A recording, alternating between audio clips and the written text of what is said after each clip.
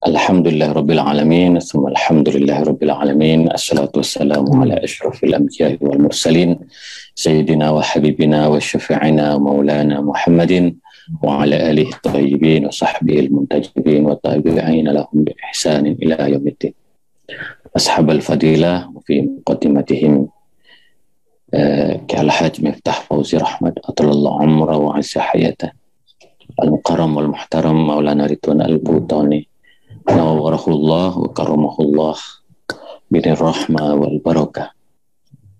Mustino yang saya hormati, Bapak Ibu sekalian, jamaah Islam ramah yang saya cintai. Alhamdulillah pada malam hari ini kita melanjutkan kajian lintas mazhab. Seperti biasa kita membincangkan hal-hal yang mungkin diperlukan bagi kita untuk menjalani kehidupan yang tentu penuh dengan cobaan, penuh dengan tantangan, dan penuh dengan fitnah.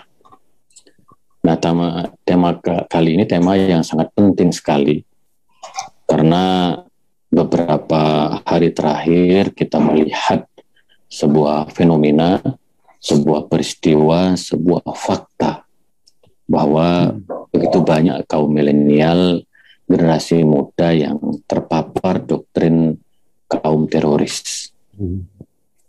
Nah, ini memang menjadi tantangan kita semua, karena generasi muda itu adalah pilar negara, karena asyabab imadul bilad, bahwa kaum muda itu adalah pilar penyangga negara.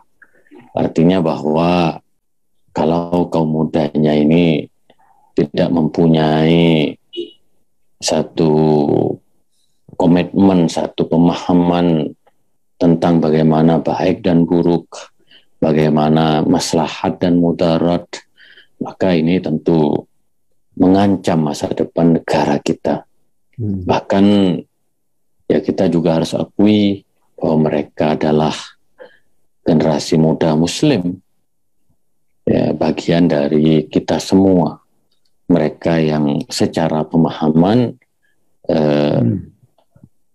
telah memilih jalan yang salah, jalan yang jauh dari ajaran Islam, seperti yang tema diskusi kita minggu lalu, yaitu terorisme itu dosa besar.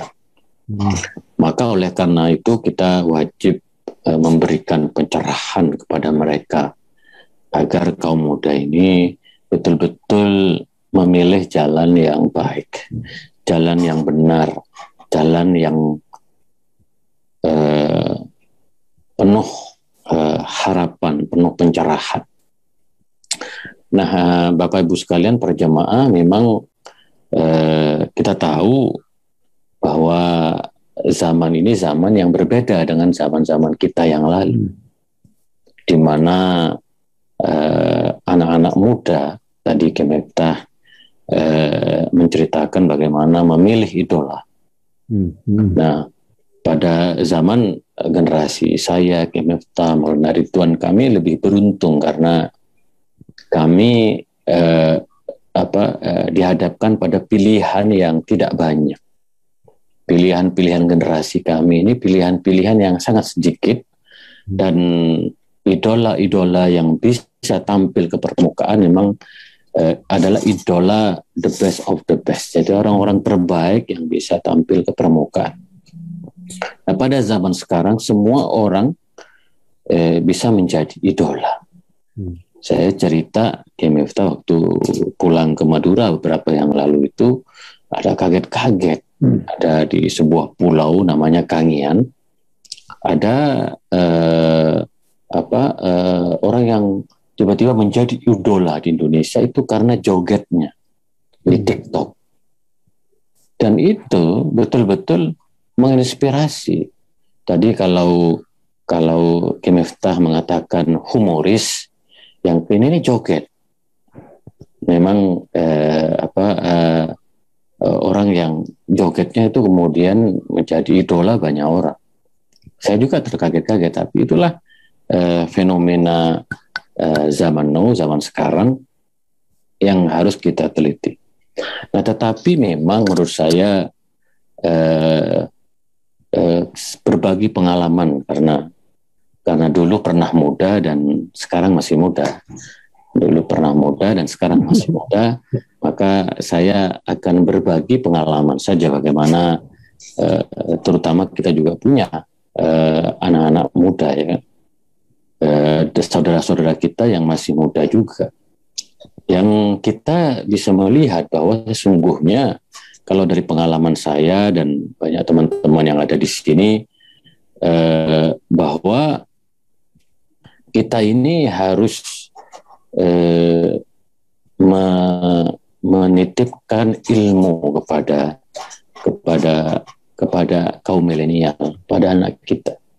Maka saya katakan kepada anak saya bahwa mungkin juga pengalaman Ki Miftah, karena almarhum abahnya itu suka membaca, baca buku dan lain-lain.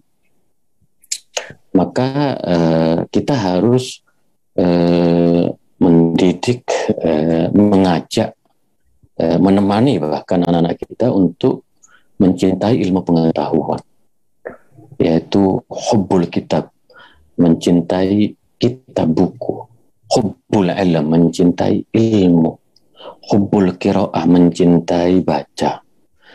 Maka sebenarnya dulu saya masih selalu ingat di pesantren beberapa hadis yang dulu saya hafal di pesantren sampai sekarang masih terus saya hafal. Man salaka tariqan yaltamisu bihi ilman sahalallahu lahu tariqan ila jannah. Ini penting untuk anak muda. Karena kan yang muda-muda ingin masuk surga.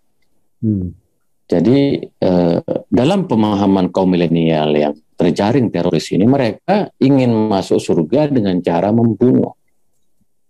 Yang itu sebenarnya tidak ada dalilnya.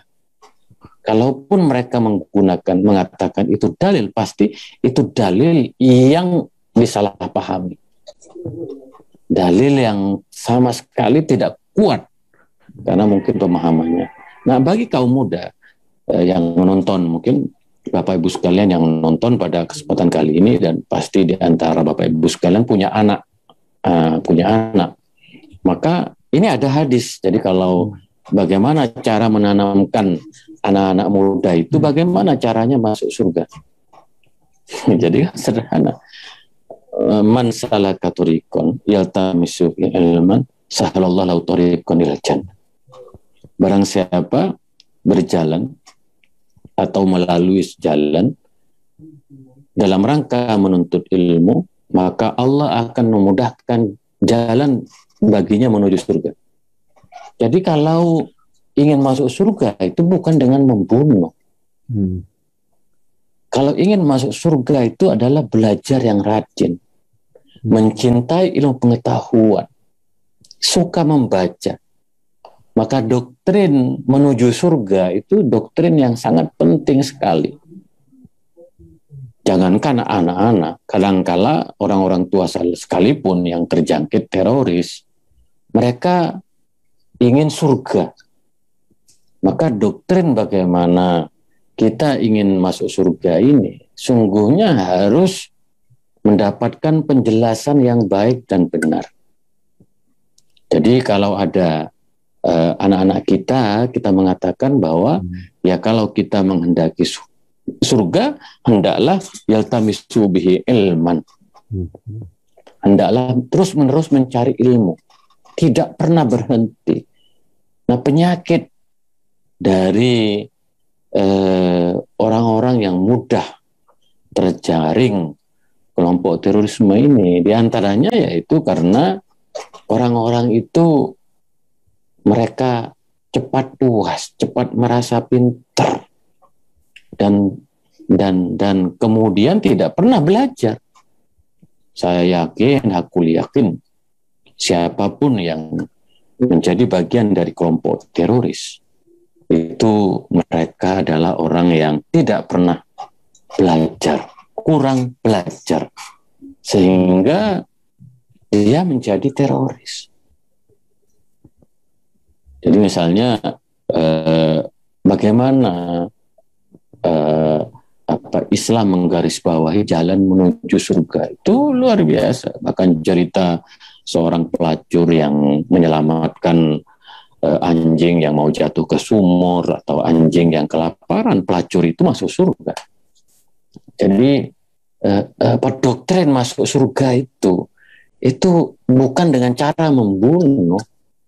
Doktrin masuk surga itu justru dengan cara kita menuntut ilmu, menghormati tamu, memperbanyak sedekah, berbuat baik pada orang lain. Maka doktrin-doktrin ini perlu disampaikan kepada masyarakat bahwa kita yang belajar secara sungguh-sungguh itu sungguhnya kita sedang menuju jalan surga. Kenapa? Kalau kita berilmu maka kita bisa membedakan mana yang baik, mana yang buruk, mana yang jahat, mana yang bajik, ya kan? Mana yang maslahat dan mana yang mudarat. Nah tentu pada akhirnya kaum milenial ini sebenarnya adalah kaum yang dekat sama keluarga.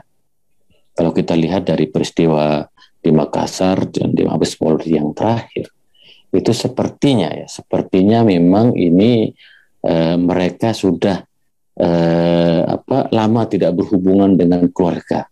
Dan ini memang salah satu doktrin kaum teroris.